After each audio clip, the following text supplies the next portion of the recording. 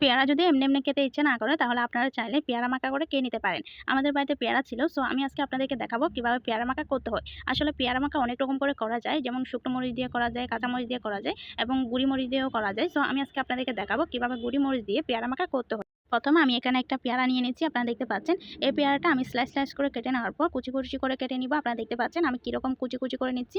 So এটা কুচি করে নেওয়ার পর আমি এখানে একটা বয়ম নিয়ে নিচ্ছি। আপনারা দেখতে পাচ্ছেন ছোট একটা বয়ম নিয়ে নিচ্ছি। ওই বয়মের মধ্যে আমি পেয়ারাগুলো কুচি করা পেয়ারাগুলো দিয়ে দিব। বয়মের মধ্যে পেয়ারাগুলো দিয়ে দেওয়ার পর এখানে আমি মরিচ, লবণ, চিনি এবং সরিষার তেল দিয়ে দিব।